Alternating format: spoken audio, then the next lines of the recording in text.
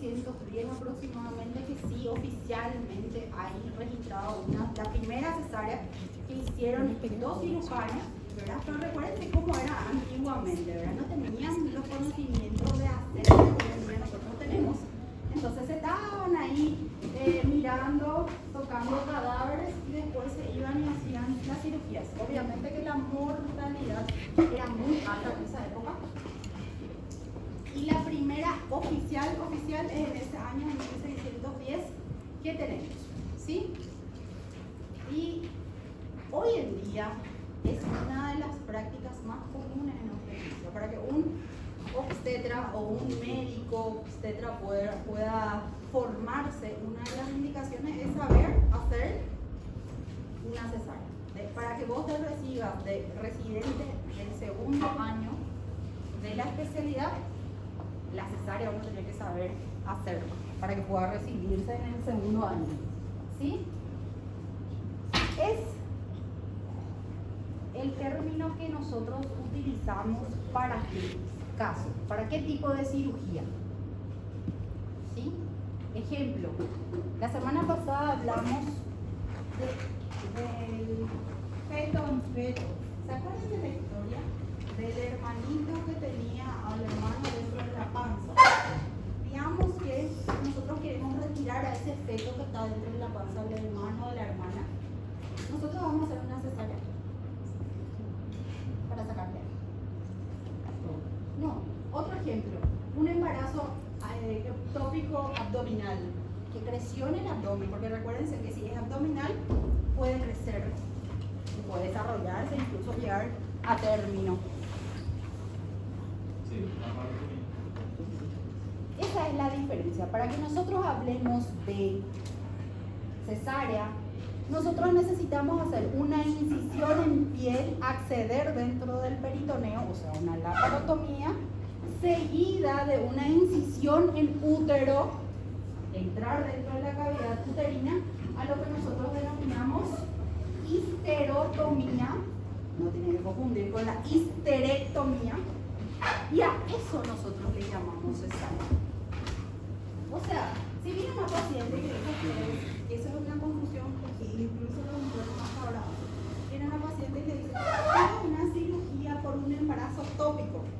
La paciente no se le sometió a una cesárea, ella no es cesárea anterior por haber tenido un embarazo tópico. ¿Qué ella es? Una paciente que se sometió a una laparotomía. ¿Sí? Y en la laparotomía me imagino que se le habrá hecho una salpingectomía o colectomía, lo que sea. Pero para que nosotros denominemos cesárea, sí o sí tenemos que tener la incisión en útero. Justamente esa incisión en útero es lo que define la técnica de la cesárea. ¿Sí? O sea, el fulanito que inventó, o los que inventaron las técnicas de cesárea, el modelo de incisión que hacían en el útero era lo que diferenciaba de uno a otro. ¿Sí? La frecuencia hoy en día es alta, porque llega fulanita en el privado y dice, yo no quiero sentir dolor, hacerle una cesárea. ¿Sí? Es lo que más se hace hoy en día. Es muy alta la frecuencia en comparación al parto vaginal. Nosotros acá a nivel local, en el hospital regional, que es nuestro hospital de referencia, no tenemos todavía no nos gana todavía la cesárea en comparación al parto vaginal. Tenemos 70-30. 70% parto vaginal y 30% cesárea. O sea, estamos todavía. Pero si nosotros nos vamos a los datos a nivel nacional, a nivel país, es 55 para cesárea y 45 para el parto vaginal. O sea, es mucho más alta la frecuencia de la cesárea. Les cuento nomás un dato acá. Hay un cirujano acá a 160 kilómetros. Tiene su hospital en una ciudad que se llama Urqueta. ¿Sí? Y hay una fiebre de embarazadas. Nosotros no recibimos tanto, ven que hay muchas embarazadas, ¿verdad? En el hospital que acuden, pero no tenemos tantas porque muchas se van allá. ¿Por qué? Porque una cesárea cuesta 1,5 millones. Entonces se va fulanita que no quiere sentir dolor y se opera. ¿Sí? Entonces es más todavía la frecuencia de cesáreas. La paciente que ustedes vieron ayer, André, la preeclántica con neumonía, etcétera, etcétera. Ella seguía su control prenatal allá, no seguía acá, venía cada vez que podía nomás acá, y todas horas allá. ¿Por qué? Porque es barato. Entonces eso aumenta todavía la competitividad, ¿verdad? Entonces eso aumenta todavía la cesárea. Más hacia acá hay otra ciudad que se llama El Guillabé. Otra cantidad de pacientes se van ahí porque también es más barato la cesárea. ¿Qué también aumenta la frecuencia? El miedo. ¿El miedo a qué? A las demandas. Eso ocurre en el Brasil.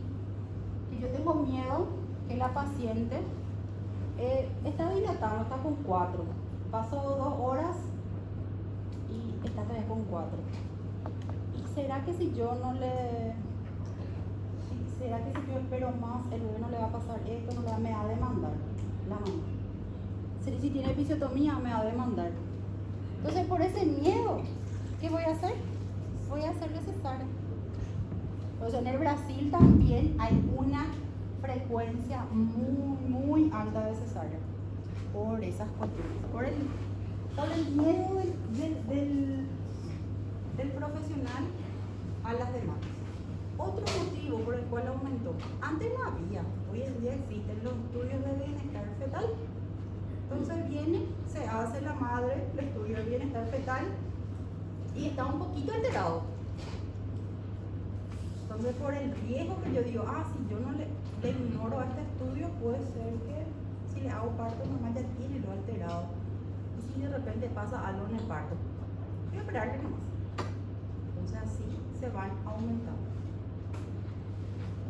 Antes de decidir siempre esa cuestión, voy a operarle, voy a darle parto normal, es bueno tener en cuenta que la cesárea representa 4 a 8 veces mayor mortalidad que un parto normal, aún con las técnicas que nosotros tenemos tanto en la parte quirúrgica como en la parte de la anestesia, ¿verdad?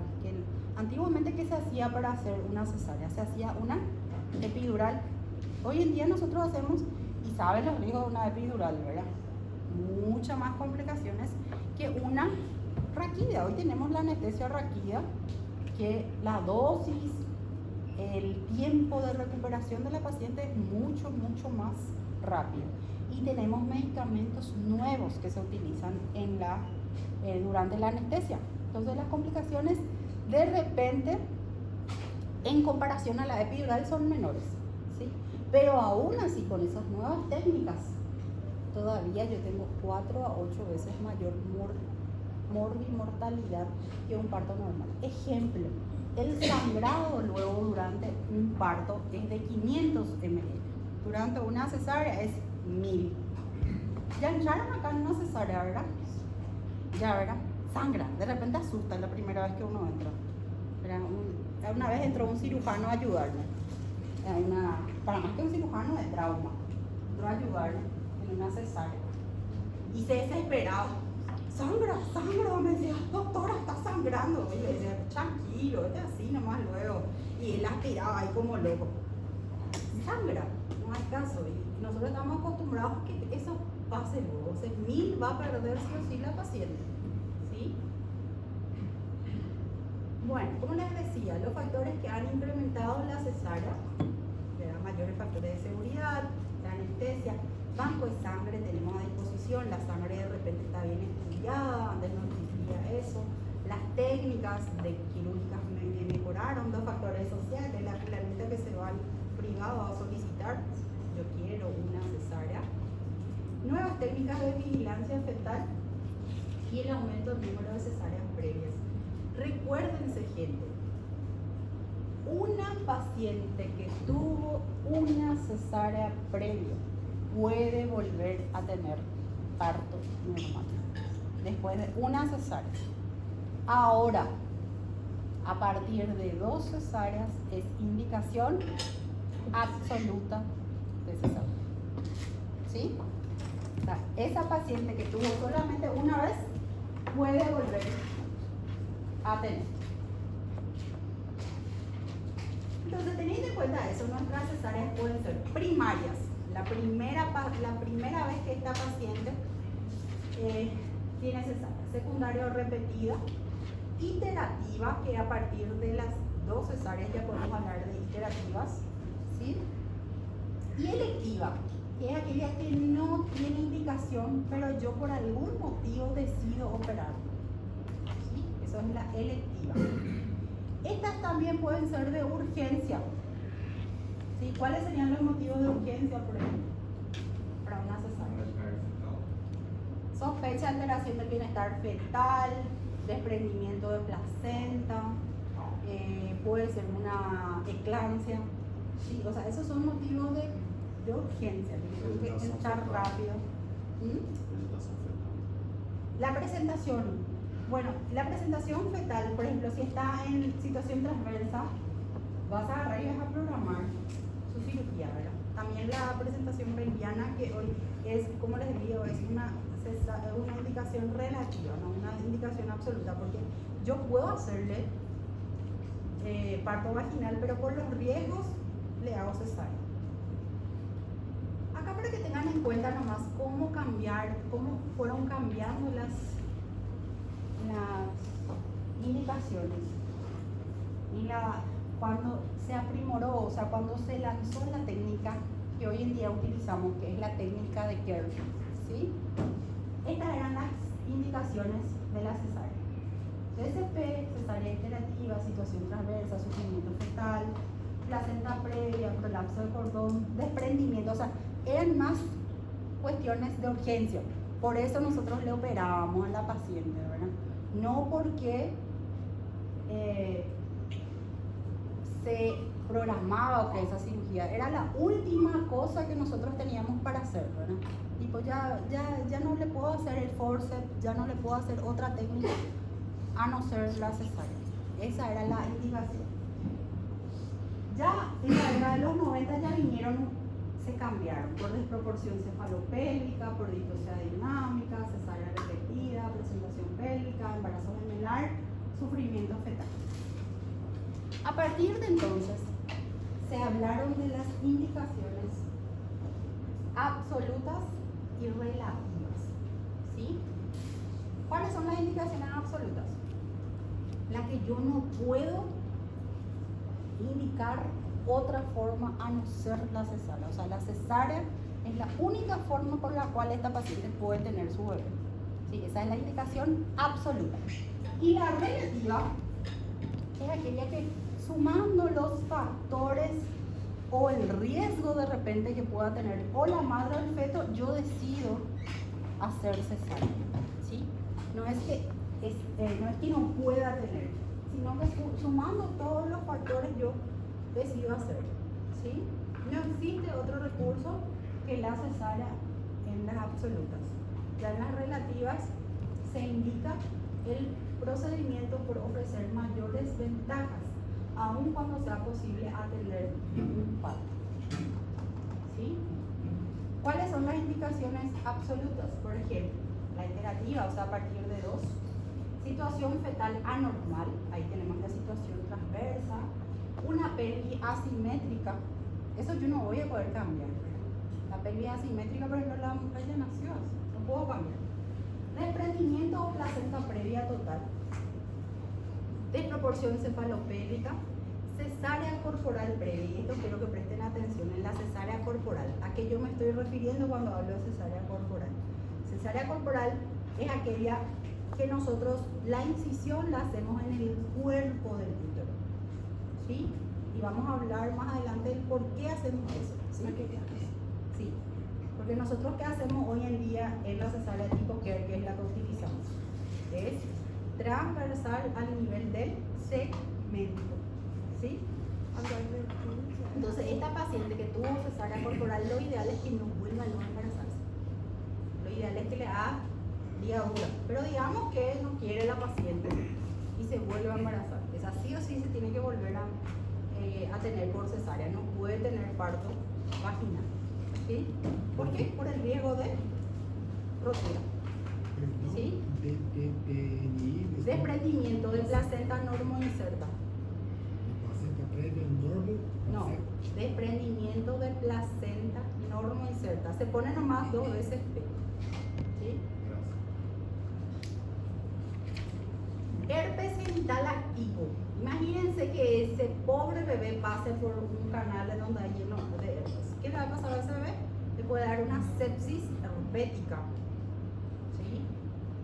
Prolapso de cordón. Creo que esto ya hablamos, ¿verdad? El prolapso. Cuando sale el cordón, ¿verdad? Se rompe la bolsa, sale el cordón, pero el bebé está todavía adentro. ¿Qué va a hacer ese bebé que está adentro? Va a comprimir ese cordón. Entonces es una urgencia, una emergencia por la cual tengo que operar a esta paciente. Y una hidrocefalia, ¿verdad? Ese bebé que tiene la cabeza grande no va a poder tener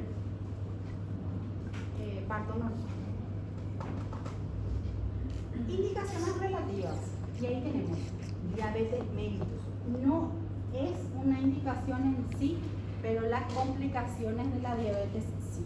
Por ejemplo, un feto macrosómico. Recuérdense que el bebé diabético tiene todos los síntomas de una persona con diabetes también. Entonces, ¿qué va a tener?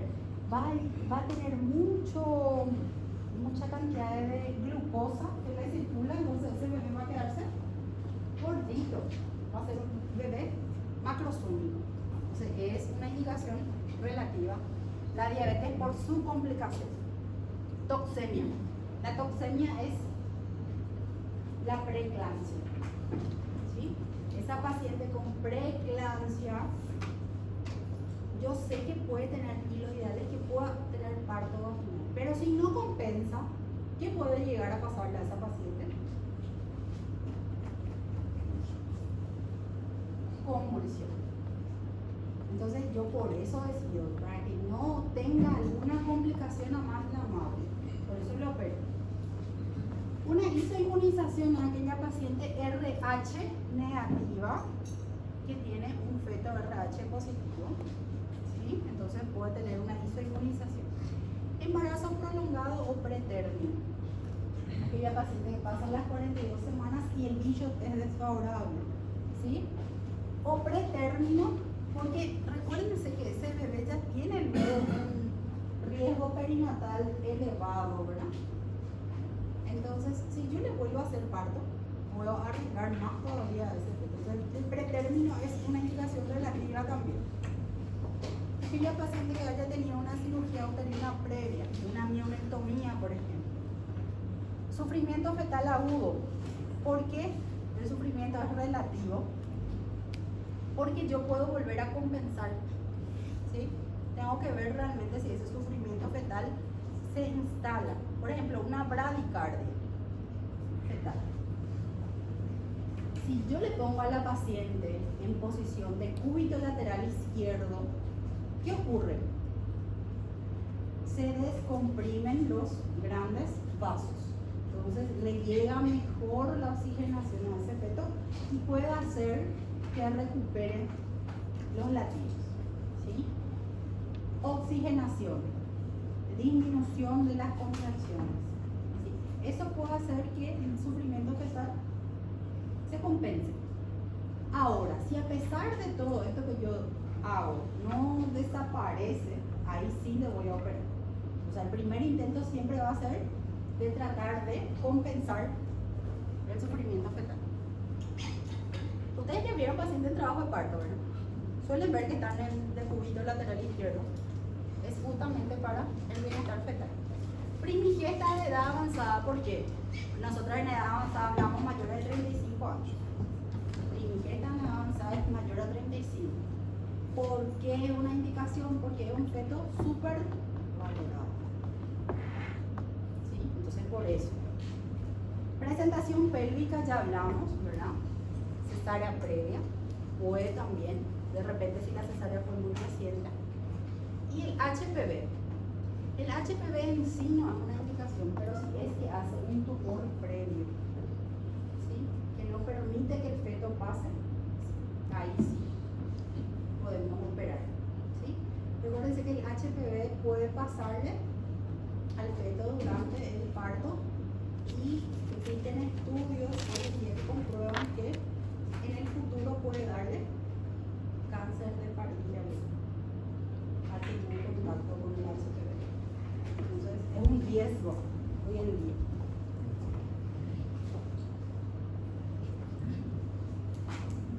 ¿Cuáles son las contraindicaciones? Cuando yo no voy a hacer cesárea de ninguna manera. Cuando hay ausencia de indicación precisa. Le voy a operar porque no me gusta su cara. No, es una indicación precisa, ¿verdad? Ay, es una paciente muy chillosa, llora mucho, le voy a operar. Puedo complicarme en esa cesárea, no autocomplicarse en la cesárea. Infecciones piógenas de la pared abdominal.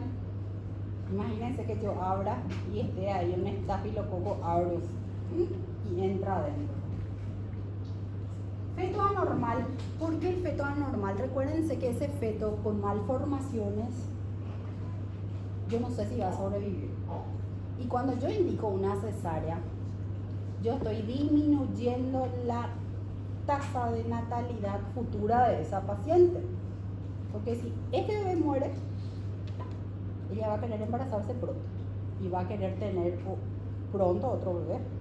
Entonces, si yo lo opero, sí o sí le tengo que decir, espera 2 años para volver a embarazarte. Lo más probable es que vuelva a tener cesárea.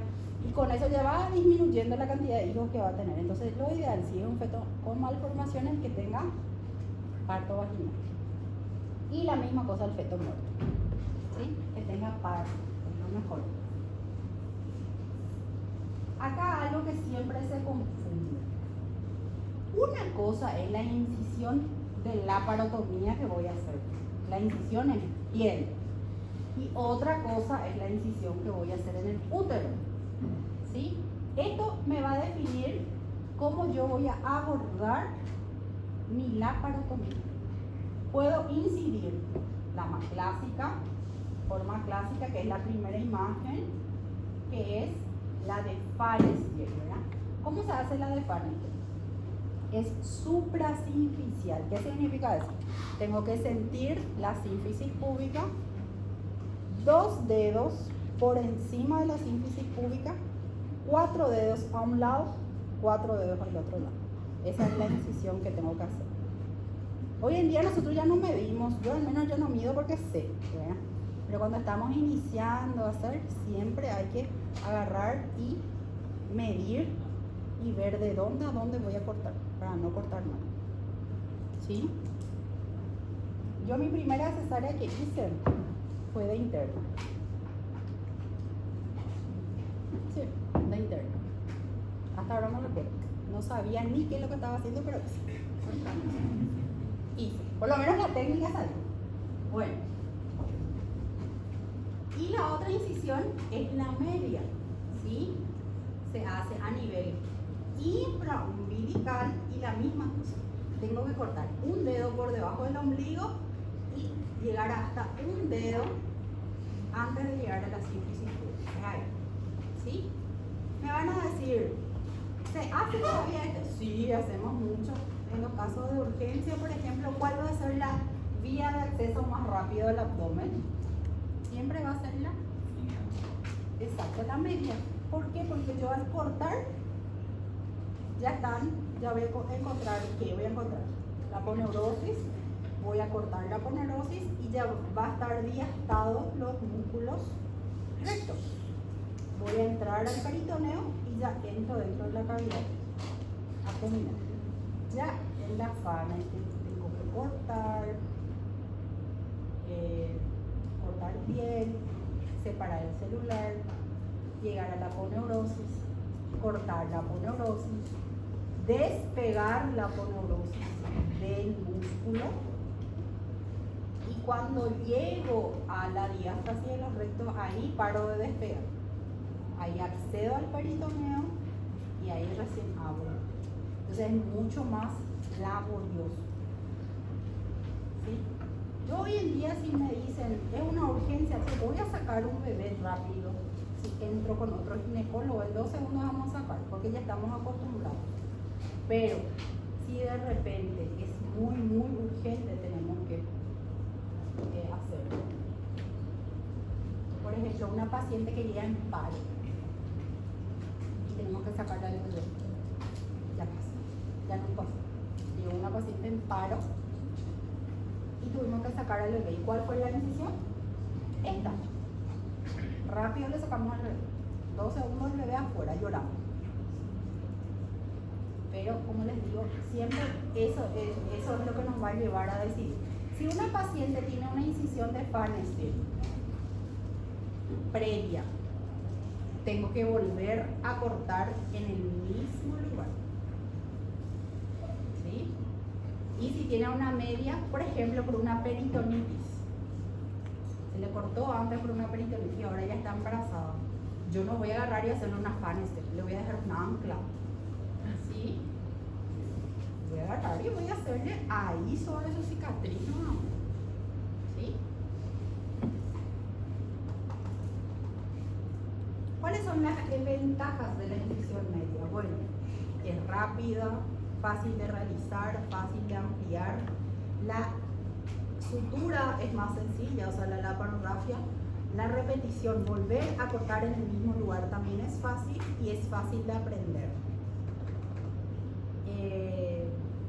Antes, cuando yo vine recién, nosotros hacíamos solo la guardia. Estoy hablando de hace varios años. ¿Y con quiénes hacíamos las cesáreas? Con los internos. Y cuando yo a veces cuando era cesárea de urgencia o era una paciente muy obesa, la forma que yo entraba era esta. Porque el interno no iba a saber mostrarme bien, yo no iba a poder ver bien. Entonces, chao, ¿qué iba a hacer? Bueno, hoy en día nomás estamos más ginecólogos y podemos hacer la guardia entre dos. Y ahí sí, ¿verdad? Hacemos casi siempre la familia. ¿Cuáles son las desventajas de la incisión media? Como ustedes saben, eventración es muy común en estas incisiones. Y es antiestética, esta paciente no va a poder irse más a la playa. ¿Cuáles son las ventajas de la incisión de Farnesville? Tiene mejor consolidación, o sea, cicatriza bien. La eventración es excepcional y es estética. ¿Cuáles son las desventajas? Que se necesita mayor entrenamiento, es difícil de ampliar por si de repente yo no puedo sacarle al bebé o de repente tengo alguna complicación. ¿Qué es la primera cosa que voy a hacer? No puedo ampliar a los lados. ¿Qué voy a hacer? Cortar de forma media, hacer un ancla, no tengo otra opción. ¿Sí? Mayor tiempo de realización y reparación, porque todo lo que nosotros cortamos en la cesárea tenemos que volver a suturar. ¿Sí? Y la repetición muchas veces es muy laboriosa. Eso es con respecto a la incisión en piel. ¿Cuáles son las incisiones en útero? En útero, nosotros cortamos piel, Farnesville o media, entramos al peritoneo y visualizamos el útero grávido. Dependiendo del lugar en el cual yo hago una incisión, yo puedo tener, por ejemplo, la que más usamos, que es la curl, donde yo hago la incisión a nivel del segmento, solo que no es totalmente transversal. Tratamos de hacer así como en la imagen, como una sonrisita, arciforme le decimos, porque parece un arte, ¿sí? ¿Por qué? ¿Por qué no cortamos recto? ¿Qué hay acá? A los lados en el útero están los vasos sanguíneos, principalmente la arteria uterina, que es de gran calibre. Entonces, si yo corto recto, voy a llegar a la arteria uterina y eso sangra y desangra. Es difícil de suturar. Ahora, si yo hago así en forma de sonrisa, es mucho menos, o sea, desvío prácticamente de la arteria uterina. ¿Sí? Luego tengo la corporal o clásica, que es una incisión a nivel del cuerpo, casi llega a segmento, ¿sí? Luego tengo la de Beck y sus variaciones, que pueden ser así, ¿verdad? Se corta tipo Kerr, pero se amplía a nivel del cuerpo a algunos los lados. Puede ser también segmento corporal así, o puede ser así en forma de ancla, ¿sí? Entonces esas son las variaciones. ¿Cuáles son las más utilizadas? Como les dije, la Kerr y la clásica, ¿sí?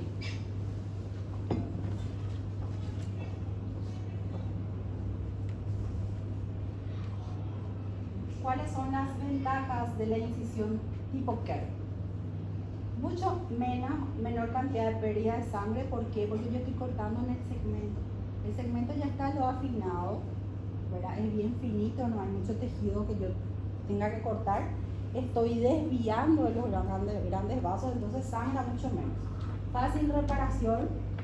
En el embarazo subsecuente, menor riesgo de ruptura. O sea, por eso es que esta paciente que tuvo una cesárea tipo Kerr puede volver a tener parto vaginal. No hay adherencias del intestino o peritoneo. ¿Cuáles son las indicaciones para la cesárea clásica? ¿Cuándo voy a hacer la clásica? Siempre hago la Kerr, pero ¿cuándo puedo hacer la clásica? Cuando hay una cesárea clásica previa, cuando hay una placenta previa total, ¿sí? La placenta está hacia abajo, no voy a poder cortar ahí en el segmento. Cuando hay cáncer de cervix, hay el cáncer, entonces no puedo, generalmente nosotros cortamos de forma corporal y después ya hacemos la histerectomía en el caso del cáncer de cervix.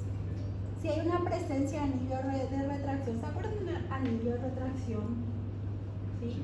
De Ball. Bueno, si hay un anillo, eso es a nivel de segmento, justamente el anillo de retracción. Entonces, si hay eso, tengo que cortar, es como un espasmo, entonces tengo que cortar arriba.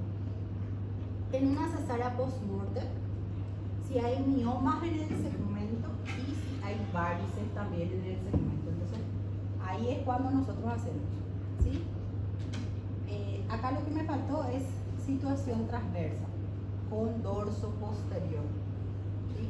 El bebé está así, entonces si yo corto a nivel del segmento, voy a cortar y no va a haber nada, no voy a poder agarrar, entonces corto de forma corporal y al cortar es más fácil de sacar el bebé. ¿Cuáles son las complicaciones de una cesárea? Las hemorragias, ¿verdad? Lesiones de la vejiga es muy común, ¿sí? No es algo grave, pero tengo que dejarle 15 días a mi paciente con sonda vesical. Lesiones a intestino recto, eso sí ya es grave. Dehiscencia de herida o ventraciones, infecciones de la herida quirúrgica, o de repente incluso del útero. Fístulas del recto o vejiga, hematomas de pared abdominal. Hablando de, justo le contaba la historia del médico que operaba acá, cerca. Me vino justo una paciente que se operó en ese lugar con una fístula. Que venía justo de vejiga, de vejiga a vagina.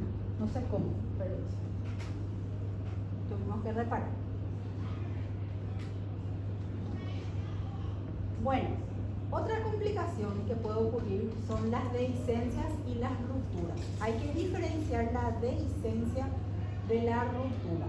La dehiscencia es la separación silenciosa, no sospechada y no diagnosticada de cicatriz uterina en una cesárea previa. O sea, yo le vuelvo a operar a esta paciente y encuentro que se rompió, ya había sido el útero.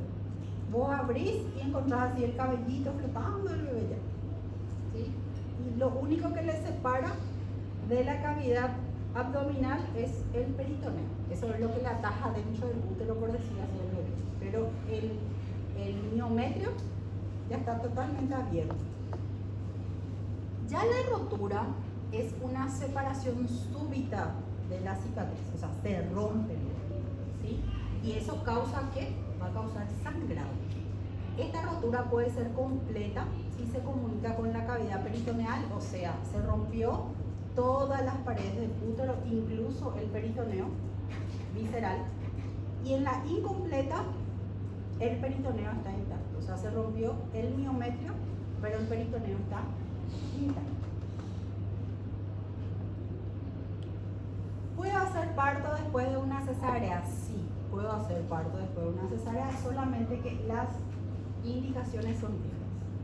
El periodo intergenésico tiene que ser superior a 2 años, de 2 años o más. O sea, si esta paciente viene y me dice, mi bebé tiene 9 meses, voy a tener que volver a operarlo por periodo intergenésico corto. Sí o sí el bebé tiene que estar en presentación cefálica de vértice, ¿sí? El antecedente tiene que ser que la cesárea que se hizo previamente tiene que ser de Kerr. Si es una clásica, tiene que volver a hacer cesárea también. Que no se repite indicación anterior. ¿Por qué te operaron la primera vez, señora? Me operaron porque mi pelvis es chica. Esa pelvis no se va a cambiar. O sea, va a continuar siendo chica. No voy a cambiar esa indicación, ¿sí? A no ser que me haya dicho, me operaron la primera vez porque mi bebé estaba sentado y ahora el bebé ya está encefálico, entonces puedo hacerle un parto vaginal. Que sola se desencadene el trabajo de parto. Yo no puedo inducir el parto en una cesárea anterior. Solita tiene que desencadenar el trabajo de parto y si es posible, tiene que evolucionar espontáneamente, sin oxitocina. ¿Por qué? ¿Sí? Porque el riesgo justamente es mayor de rotura. Si es que le vuelvo a poner oxitocina. Y lo ideal es acortar el periodo expulsivo. Ahí, cuando la paciente dilató completamente, ahí recién le voy a poner la oxitocina, cuando esté en dilatación completa. Y ahí le pongo ¿para qué? Para que pueda expulsar, tener más fuerza en el momento de expulsar. Incluso el Williams, por ejemplo, dice que acá hay que agarrar y poner forceps y hacer.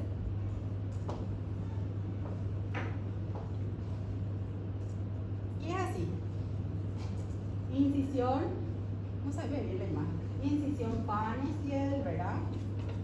Después de la incisión Pfannestiel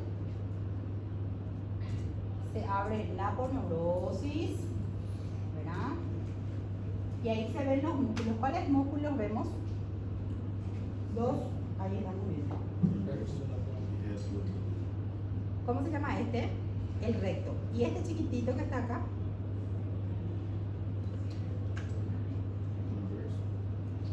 No, el transverso está más acá.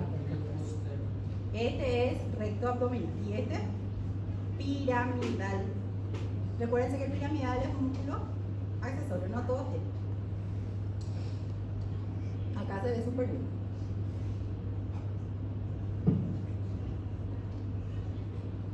¿Hasta dónde se va a despegar la fascia del músculo? Hasta que se vea la diástasis, ¿sí? Una vez que se ve la diástasis, ahí es donde se incide, verán el peritoneo. Esto que se ve acá es el peritoneo parietal, ¿sí? Este es el peritoneo parietal. Se abre el peritoneo parietal y ahí visualizamos el útero. Y es ahí cuando hacemos la incisión en útero tipo Kerr. ¿Dónde es el tipo Kerr? Es en el segmento. Ahí metemos la mano dentro del útero. La técnica incluso dice que en este momento hay que ponerle oxitocina a la paciente y que la fuerza de la oxitocina haga que salga solita la cabeza del bebé. No hay que meter más las manos. Algunos médicos también, y les digo esto porque ahora el Lorazil se está usando mucho, tanto el vacuum como el forceps. Entonces, algunos médicos acá en este momento también agarran y ponen forceps para sacar al bebé. Y es una técnica muy utilizada en el Brasil. nosotros no usamos, para nosotros está proscrito el forceps. Y ahí sale el bebé, o puede ser encefálica o empodálica.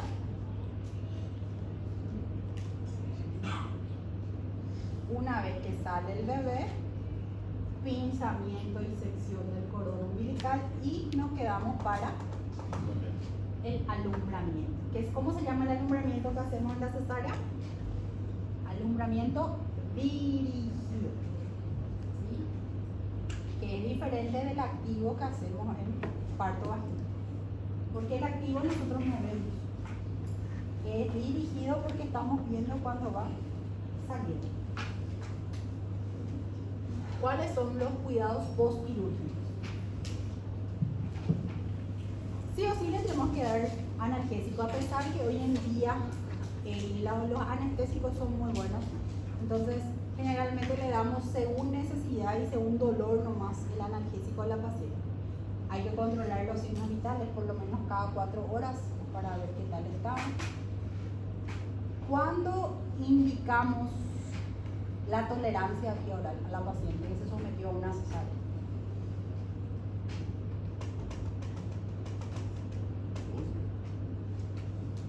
Cuando haya ruidos hidroaéreos nuevamente.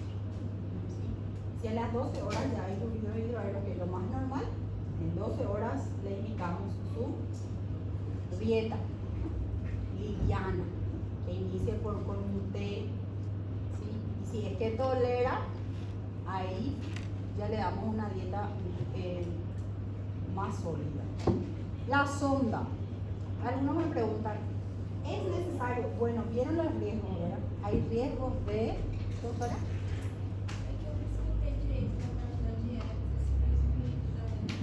Una vez que vuelvan los ruidos hidroaéreos, indicamos iniciar la tolerancia biológica. O sea, vos, ¿y cuándo esperas? A partir de 8 horas después de la cesárea ya puede haber ruidos hidroaéreos nuevamente. Entonces vos tenés que ir a ocultar. Si ya tiene el ruido hidroaéreo, le liberas la ley. ¿Sí? Sonda. Como les decía, hay algunos médicos que no utilizan. Yo, por ejemplo, si es una paciente nuligesta, o nulípara, quiero decir, si es la primera vez que va a tener cesárea, yo generalmente no le pongo sonda. Le pido que se vaya al baño a orinar y luego le pero ¿por qué? Porque yo sé que rápido voy a entrar a cavidad abdominal y que el riesgo de lesión va a ser menor. Ahora, si es una paciente con una cesárea previa, generalmente le ponemos sonda. ¿Por qué? Recuérdense que acá está la vejiga, acá está el útero. ¿Y dónde yo tengo que cortar? En el segmento que está mínimo, el contacto con la vejiga es mínimo. Y si yo no tengo sonda, la vejiga va a inflarse y yo no voy a poder visualizar bien el segmento. Entonces el riesgo de lesionar es muy grande. Entonces, ¿qué preferís? ¿Ponerle sonda o lesionarlo? Porque muchos médicos que hacen prefiero no sondarle porque le va a causar incomodidad a la paciente. No le voy a nomás poner. Y después, si le lesionas, la paciente se va a quedar 15 días con sonda posterior a eso. Ya mejor nomás que se le ponga. No hay que poner sangre en la sonda, ¿verdad? No. Si hay es porque normalmente se lesionó la vez. La sonda nosotros retiramos también a partir de las 12 horas posterior. Algunos médicos, si es que de repente se usó morfina en la anestesia, y principalmente los anestesistas son los que insisten en eso, por el riesgo de vejiga neurogénica, piden que dentro de 24 horas se saque la sonda vesical. Yo en las 12 horas generalmente ya le saco. La deambulación tiene que ser precoz. ¿Por qué? Por el riesgo de que en todo en realidad tiene que ser precoz la deambulación. ¿Por qué? Trombosis. Y hay que cuidar la herida quirúrgica. Serían generalmente los puntos que hacemos. Hoy en día ya se usa mucho en varios lugares el reabsorbible, pero en el hospital, por ejemplo, usamos hasta ahora el mononylon. Entonces eso se tiene que sacar en 10 días los puntos. Yo, por ejemplo, no les pido a las pacientes que se hagan curación diaria. ¿Qué le digo? Bañate bien, señora, con agua y jabón, te secas bien con un paño bien limpio y no existe mejor curación que eso. Porque después inventan de hacerse sus curaciones ellas mismas y No se pone en el tipo que parece un reloján, plastiquito. Sí, purito. Eso es ahí en el hospital. Bueno, todas las pacientes tienen condiciones de comprar. Porque eso se Entonces, ¿cuánto tiempo le voy a dejar internado a mi paciente? Si no hay complicaciones, de 48 a 72 horas. En la residencia, ya en el hospital donde yo me formé, nosotros 72 horas le dejamos a la paciente internada. ¿Por qué? Por todos los riesgos que podía presentar. Acá, por cuestión de espacio, le damos en 48 horas. Y a veces antes. Es por eso. Otra cosa que siempre también me preguntan, antibióticos. ¿Es necesario poner antibióticos? Sí, es de profilaxis en niños. O sea, vos le haces al clampar cordón umbilical 1 gramo de cefazolina o ampicilina, lo que tengas, y le haces por lo menos por 24 horas, o sea, cada 6. Y al día siguiente ya no es necesario, ya cubriste ya el germen que vos querías cubrir, que eran los gérmenes de piel, ¿verdad? Ya no es necesario. Muchas veces por la higiene de la paciente es lo que nosotros continuamos dando, por lo menos por 7 días más. Pero es por cuestiones higiénicas para prevenir los abscesos. Y es eso.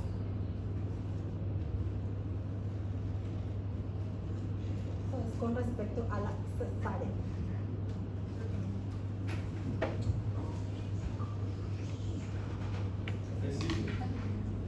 ¿Café? Café es corto, es rápido. Doctora, las indicaciones necesarias pierden vigencia en el servicio privado. ¿Eh? Las indicaciones necesarias pierden vigencia en el servicio privado. ¿Cómo tienen? Una persona puede venir y decir tranquilamente. No, eso, claro, yo quiero operarme.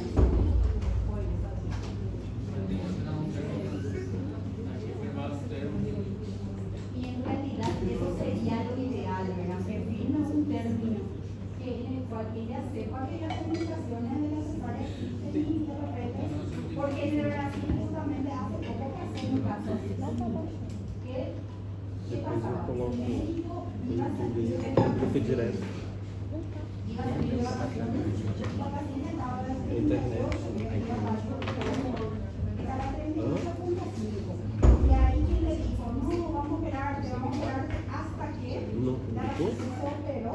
¿Y qué le pasó? Tuvo una complicación, tuvo una embolia de líquido amniótico, que es una patología súper rara, pero se complicó y le mandó. ¿Y qué fue la primera cosa que Publica, hizo después? apaga, No tenía que hacer, publica o outro porque lo apaga. es muy interesante que de repente el virus ya afirmar que la paciente realmente quiere de todas formas que ella sea responsable. Con la indicación no, porque si vos no la haces, ahí va a ser tu cosa. Ese es un gran...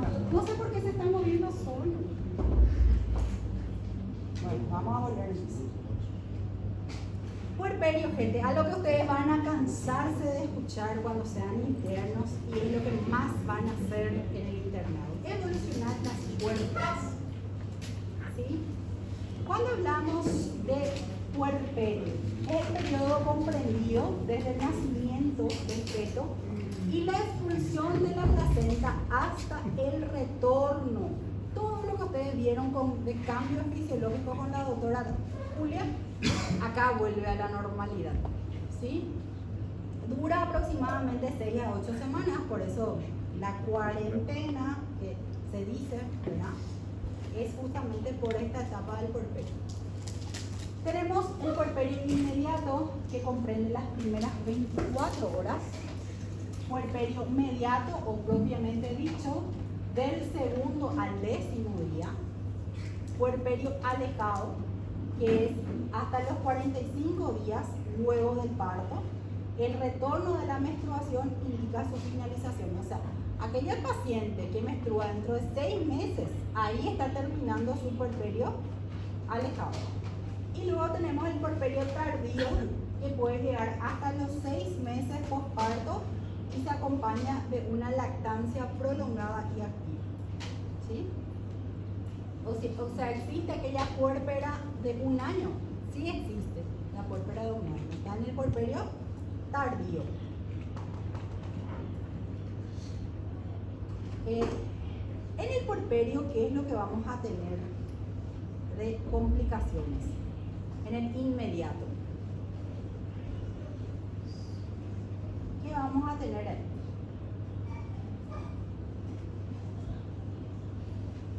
Las primeras 24 horas. ¿Qué es lo que puede pasar como complicación? Acaba de tener su bebé, la paciente. ¿Qué puede ocurrir con él? Sangrado, hemorragia. O sea, esa es la primera complicación.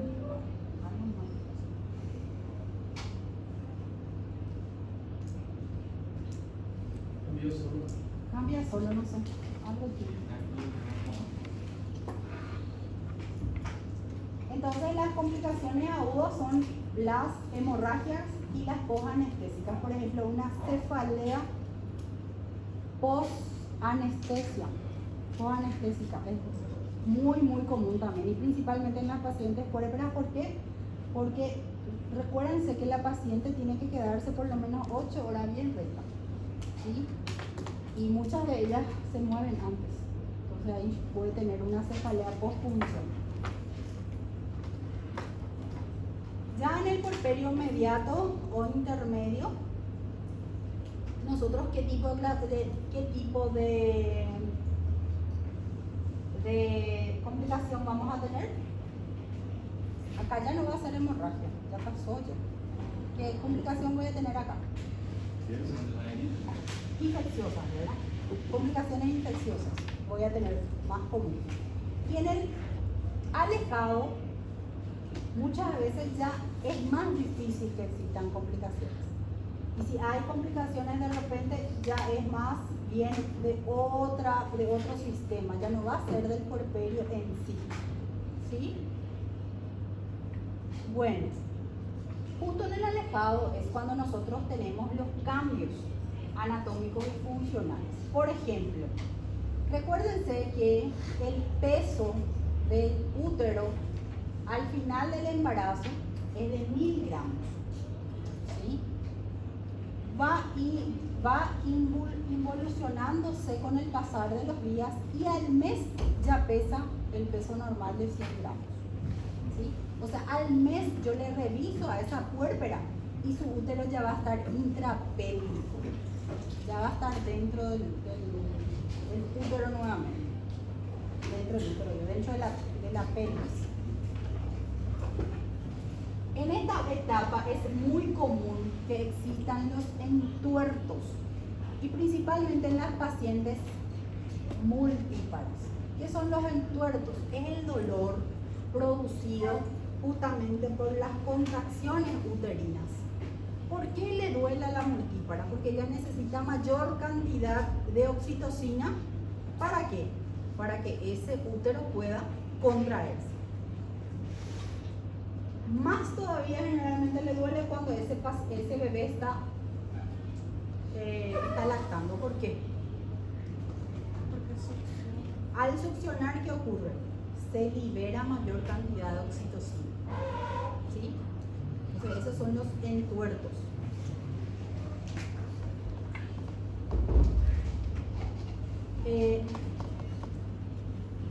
Como internos, una de las funciones de ustedes de ver justamente va a ser la involución uterina. Y eso se ve a través del fondo uterino. Generalmente la paciente puérpera inmediata, el útero está lateralizado a uno de los lados y generalmente a nivel umbilical, bien a nivel umbilical. Si está por encima del nivel umbilical, yo ya tengo que pensar, o tiene coágulos adentro, tiene mucha sangre adentro, o ese feto fue muy grande, ¿sí? por eso no está involucionando. Entonces siempre tiene que ser a nivel de la cicatriz umbilical o por debajo. Va disminuyendo 2 centímetros por día como promedio, y en el 7º al 10º día está a nivel ya de la sínfisis del pubis, y en la 6ª semana ya está en su tamaño normal. ¿Sí? En el cuello uterino, como ustedes saben, la paciente nulípara que nunca parió, ¿cómo era su cuello? Puntiforme, ¿verdad? Recuérdense que ese cuello se dilató, se abrió totalmente. Entonces, al cerrarse, ya no va a cerrarse y no se va a quedar puntiforme. Se va a quedar ya transversal. Entonces, el orificio cervical externo se contrae lentamente. En los primeros 6 a 6 días permite el paso de 2 dedos, y al final de la 2ª semana es difícil introducir un dedo. En el 12º día está cerrado y es de aspecto ovoide, así como les dije, de forma transversal. Los loquios que eran el sangrado postparto. ¿Sí? Que no me digan, la vez pasada una interna me dijo, menstruación, me deja para me dio algo por mi cara, parece. Loquios. Es la secreción uterina formada por eritrocitos, restos de residuos y bacterias. Por eso tiene un olor característico. ¿Sí? No diría que es fétido, pero es un olor bien patognomónico del loquio. ¿Sí? Tiene sus nombres. Por ejemplo, en los primeros días es bien rojo, entonces recibe el nombre de loquio rubra. Después de los 3 a 4 días es un poquito más ceroso, es como cero sanguinolento ya. Y los loquios alba, que son después de los 10 días, ya es medio transparente. Pero muy difícil que la paciente tenga sangrado por 10 días. Ya desaparece, ya 3, 4, 5 días ya deja de tener. La vagina. Recuérdense que la vagina es una cavidad que estaba rugosa, ¿verdad? Y durante el parto que ocurrió, se abrió totalmente, ¿verdad? Entonces va disminuyendo de tamaño gradualmente, recupera su estado normal en la 3ª semana y reaparecen las arrugas y el engrosamiento de la mucosa. La pared abdominal de la paciente sufre una sobredistensión. Por eso cuando uno le mira a una puérpera que acaba de parir, vos le mirás y parece que está todavía embarazada, ¿sí? Porque hay una sobredistensión y eso va volviendo a su normalidad.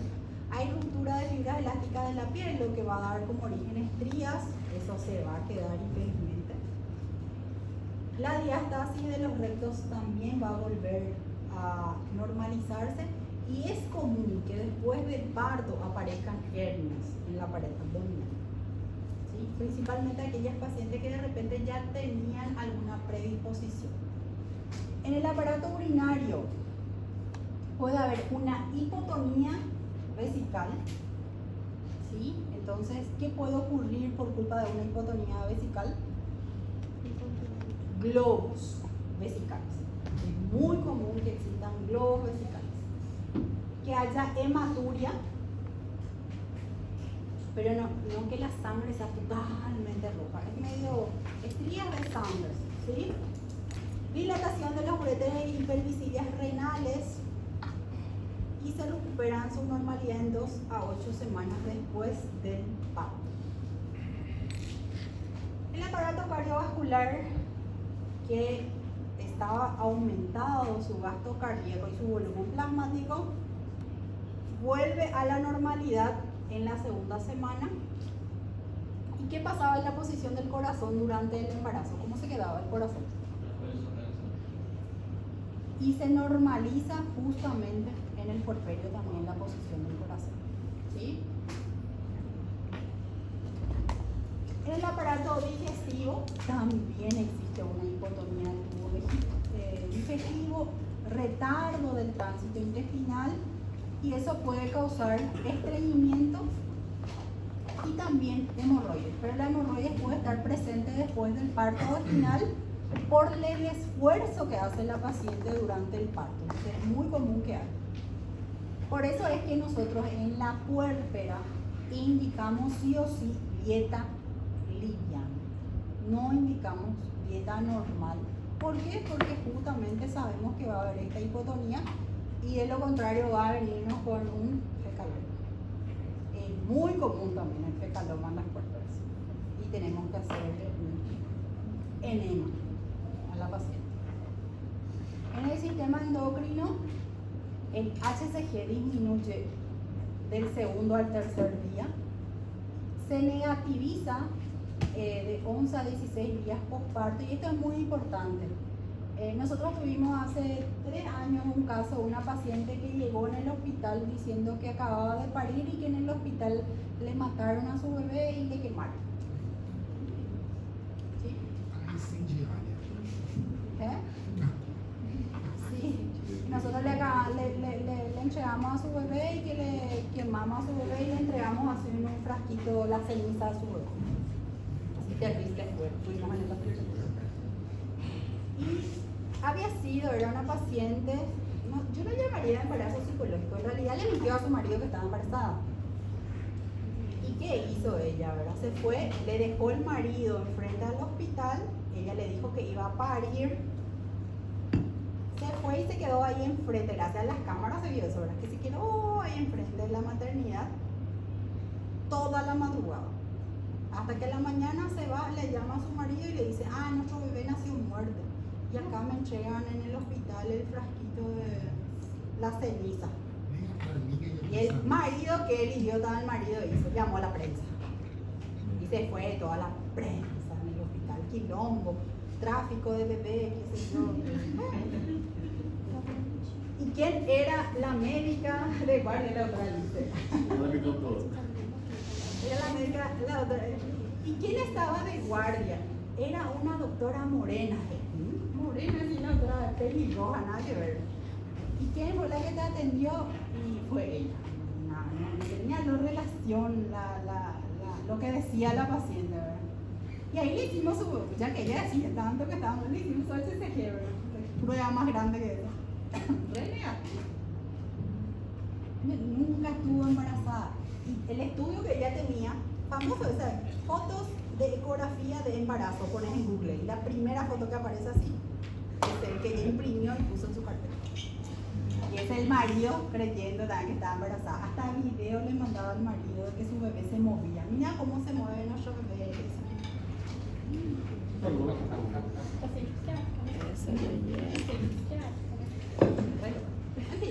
Pero entonces esto, por ejemplo, es importante en ese caso, ¿verdad? El HCG, ¿cuándo disminuye? Solamente 16 días postparto disminuye el HCG.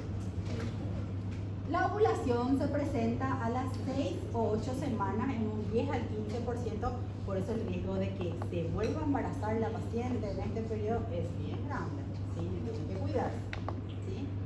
Y el 30% ovulan después de los 3 meses. La parte metabólica. Los ácidos grasos y el colesterol disminuyen y se normalizan en el segundo día. Por eso, quinta carta tiene que aprender. Ácidos grasos, colesterol, triglicéridos, no se piden en el embarazo. ¿Por qué? Porque va a estar alto, sí o sí, y no es porque la paciente está comiendo mal. ¿Por qué? Por las hormonas esteroideas, va a estar alto, va a estar elevado. ¿Por qué les digo esto? Porque hace poco una médica de APS le pidió a una paciente embarazada sus ácidos grasos, obvio que estaba súper alterado, triglicéridos alto, colesterol alto, y ¿qué le hizo? Dieta, la próxima embarazada, que obvio que no necesitaba dieta, estaba alto porque estaba embarazada. La glicemia disminuye a cifras normales al tercer día, por eso es que la paciente diabética tengo que pedirle justamente a las 72 horas su glicemia de control para ver si ella no se queda con una diabetes tipo 2, porque es un riesgo de que se quede. La pérdida de peso es de 4 a 6 kilos posterior al parto 2.5 a 3.5 kilogramos en el puerperio inmediato y 1 a 4 kilos más en el puerperio tardío. O sea, en teoría, esos 20 kilos que la paciente ganó de más tiene que normalizarse en este periodo. Ay, me quedé gordita por culpa de mi parto. No, es que se lo gordita. Comiste de más en tu puerperio, por eso se quedó. En teoría, lo normal es que tiene que volver al peso normal. Bueno, puerperio patológico. Les decía que la pérdida normal sanguínea en un parto normal es de 500 ml. Mayor a 500 ml en un parto vaginal ya nosotros consideramos una hemorragia, ¿sí? O cuando hay una disminución del hematócrito después del momento del ingreso hasta el periodo posparto de 10 o más puntos percentuales. O sea, yo tengo que tener el valor de ingreso y el valor en el parto. Este sangrado puede ser de forma temprana, ocurre en las primeras 24 horas posparto, o puede ser tardía, que ocurre entre las 24 a 6 semanas después del parto. ¿Cuál es la incidencia? Del 5 al 8% de todos los partos que ocurren, es bien alto. Es una de las causas más altas de mortalidad en el puerperio. Y acá hay una mnemotecnia para que se acuerden las causas. Las 4T, no se olviden de esto, 4T. Tono, trauma, tejido, trombina. Tono, ¿qué significa? La primera cosa que me tiene que venir a la cabeza. Paciente sangrando, no tiene tono. ¿Sí? No hay globo de seguridad del pinar. El útero no está contraído. ¿Qué voy a hacer? ¿Qué voy a darle a la paciente? Oxitocina. O sea, la primera causa, el 70% de las causas del sangrado va a ser justamente la obtención uterina. La segunda causa, trauma, laceraciones, hematomas, el del canal del parto. ¿Sí? Tengo que buscar y suturar. De lo contrario, la paciente va a sangrar. La tercera causa, tejido, que se haya quedado restos placentarios dentro del útero, entonces tengo que meter mi mano y hacer un curaje. Y por último tenemos la trombina, que son las coagulopatías. O sea, de nada me sirve ponerle un medicamento, vitamina K. No le va a hacer nada, porque su causa que es la atonía, o el trauma, o el tejido, esa es la principal. ¿Sí? Y otra mnemotecnia que se usa, Toño te trajo la trompeta. ¿Sí? Toño, tono, tejido, trauma, trombina. ¿Sí? Para que no se olviden de las causas. Obvio. A veces digo esto y no saben, no traen la prueba. Eso es lo peor. Las causas de la hemorragia tardía son las infecciones y los restos de placenta. ¿Cuáles son los factores de riesgo para el sangrado posparto? Trabajo de parto prolongado, preeclampsia y eclampsia, hemorragia o transfusión sanguínea en embarazo previo, anemia durante el trabajo de parto, parto gemelar y el uso de fórmula. Sí o sí la cera hasta la maceta. Entonces sí o sí es un factor de riesgo. ¿Cómo va a ser el cuadro clínico? Obvio, sangra tu paciente, sangra, chorro. Luego, ¿qué va a tener? Taquicardia, hipotensión, diaforesis, ¿qué es qué? Sudoración, palidez de piel y tegumentos. Es fácil, vos le ves a la paciente y ves que está teniendo eso. El diagnóstico es obvio en la mayoría de los casos, pero muchas veces si de repente no veo de dónde viene el sangrado, tengo que ponerle el espéculo o una valva para ver de dónde está. Voy a palpar ese útero y voy a sentir un útero flácido, ¿sí? Por la atonía. La primera cosa que tengo, por eso es que todas las pacientes que ingresan en trabajo de parto se les tiene que abrir la hoja de riesgo. Porque, o de alerta precoz. Porque acá yo voy a tener todo y voy a ver y voy a ir viendo cómo está. Y dependiendo de cómo esté, voy a ver si está en el verde, en el amarillo o en el rojo. ¿Sí? Esta es la hoja de alerta precoz que hay justamente en el hospital. Entonces yo me voy anotando. Ese es el trabajo del interno. Anotar y se controla la puérpera cada 15 minutos durante 2 horas. ¿Por qué? Porque es justamente mis 2 horas de oro, porque es ahí donde se va a descompensar mis pacientes si se descompensan. Entonces cada 15 minutos el interno inicia pelota, se va y le revisa la paciente. ¿Qué hacer cuando la paciente está sangrando? La primera cosa que puedo hacer es masajear el útero. Masajear, ¿para qué? Para estimular y para que pueda contraerse. Otra cosa que puedo hacer es comprimir, meter la mano dentro y tratar de comprimir. ¿Qué grande vaso hay acá?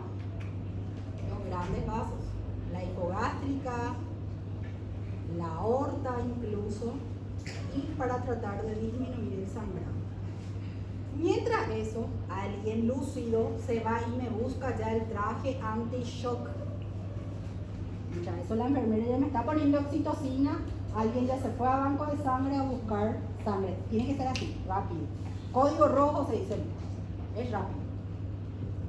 Este traje anti-shock, como ustedes pueden ver, tiene su manera de poner. Se le pone debajo y es 1, 2, 3, 4, 5. Y todo junto, y es rápido. En segundos se le pone a la paciente. Y es como una tela medio neumática que comprime todo. ¿Para qué? Para disminuir el flujo sanguíneo en los lugares y para que ese flujo pueda quedarse a sus órganos vitales. Si continúa sangrando la paciente, mi opción es a través de la vía vaginal. Yo estoy hablando que la paciente sangra, a pesar que yo estoy buscando dónde está sangrando y no estoy logrando que pare de sangrar. Pinzar el cuello uterino a nivel de los ligamentos uterosacros. ¿Por qué? A través de la vagina. Pinzar. ¿Para qué? Porque ahí está la arteria uterina. Entonces yo voy a pinzar la arteria uterina y para que trate de disminuir. Obviamente, gente, nuestra paciente tiene que estar ya anestesiada acá. No le voy a hacer sino anestesia. Pobrecita. Otra forma es, esto es de guerra. De repente ustedes se van allá en la Amazonia y le llega a una paciente así que sangra y no puedo hacer nada. ¿Qué pueden hacer? Hacer un balón de Bakri. El balón de Bakri real es este. Es luego, parece una sonda que se puede conectar con un... Acá, este. Es una sonda que se puede conectar con una jeringa y esto se llena de líquido, suero, ¿verdad? Y se llena de líquido y al llenarse el útero se contrae con eso, ¿sí? Si no tengo, ¿qué puedo hacer? Puedo hacer para mi balón de Bakri. Exactamente. Preservativo. Voy a conectar con una sonda vesical. Voy a poner esta sonda, voy a conectar con un macrogotero y el suero. Y acá voy a atar, voy a hacer una ligadura con un hilo y eso voy a meter dentro del útero de la paciente. Estos casos es para donde, por ejemplo, yo estoy en una UPA que no tiene quirófano y mi paciente sangra, a pesar que ella le puso oxitocina, a pesar que ella le puse el traje anti-shock. Y el hospital más cercano que yo tengo desde acá a 60 kilómetros. Entonces, ¿qué voy a hacer? Le voy a dejar con su traje anti-shock, le voy a poner el balón de Bakri, le voy a meter en la ambulancia y así se va, con el balón de Bakri. Entonces llega al hospital de referencia, ¿verdad? Se le saca el balón de Bakri y se ve si continúa sangrando. Si continúa sangrando, la única opción que tengo es sacar el útero. ¿Sí? ¿Qué pasa si eso me ocurre en la cesárea? En la cesárea también puede sangrarme de repente y puede no contraerse ese útero. Pero que en la cesárea yo estoy ahí, ¿verdad? tengo menos cosas para hacer. Entonces, oxitocina, masaje uterino, si eso no funciona, la opción que tengo es hacer esta sutura que está acá. Se llama de Lynch. Es una sutura que el útero se queda medio así arrollado. Y es para justamente tratar de que el útero se contraiga. Si yo cierro y le controlo a la paciente y a pesar de que le hice esta sutura vuelve a sangrar, es histerectomía también. O sea, esta es la última opción en una cesárea que tengo. En un parto vaginal la última opción es el balón de Bacre. Y como les dije, es justamente para tratar de trasladar. Otra cosa que si no tengo también oxitocina, ¿qué le puedo hacer?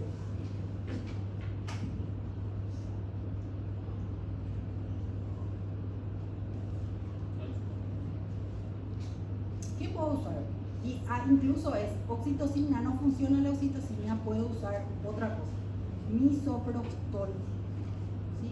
Si no funciona la oxitocina, ponerle misoprostol para ver si eso no le contrae. Sí, abre más, pero también puede contraer el útero. Entonces ponerle nomás vía rectal, generalmente le ponemos, por lo menos 2 comprimidos. Pero eso es para tratar de contraer en casos de atonía, ¿verdad? Entonces, el tratamiento depende de la causa. Como la mayoría de los casos son atonía, es oxitocina, misoprostol, incluso ácido tranexámico que se usa mucho en el Brasil. Ácido tranexámico le puedes poner ahí. Transfusión de sangre, traje anti-shock y así me voy. Dentro de las causas infecciosas tenemos la endometritis o endomiometritis, que ya es un puerperio puerperio inmediato y alejado. ¿Sí? Ahí es donde tenemos la infección. ¿Y por qué ocurre? Porque alguna bacteria ascendió de la vagina y causa, o de repente el parto no fue de una forma tan aséptica y por eso ocurre. La frecuencia es del 2 al 8% y América Latina ocupa el tercer lugar como causa de mortalidad materna, la causa infecciosa. ¿Cómo va a venir la paciente? Fiebre, hipersensibilidad uterina, ¿verdad? O yo no le voy a poder palpar porque le va a doler su útero, o hipersensibilidad abdominal. Y los loquios van a estar fétidos y purulentos. ¿Qué le voy a pedir a esta paciente? Voy a pedirle su laboratorio donde va a haber leucocitosis, la eritrosedimentación va a estar aumentada.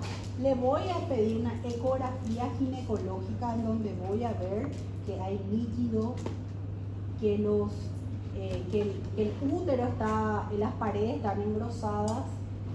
En el cultivo de loquios va a haber la bacteria que generó esa infección. Si hago hemocultivos en picos febriles, también voy a encontrar, y de repente si no tengo la ecografía puedo hacer una radiografía. ¿Qué va a ser el tratamiento de esta paciente? ¿Cuál va a ser el tratamiento? Si le hemos perdido la posición. El tratamiento: internación y antibiótico terapia. ¿Qué antibiótico le voy a poner? Triple antibiótico terapia. Genta, ampicilina para gram positivos, gentamicina para gram negativos y metronidazol para anaeróbicos. Si no tengo, puedo usar cefotaxima con metronidazol. Y si no tengo el metronidazol, puedo usar clindamicina. ¿Sí? ¿Está bien? Bueno, antes que se vayan, no piensen que yo no me doy cuenta que ustedes salen, que están en otras cuestiones. En la próxima clase, el que sale de mi clase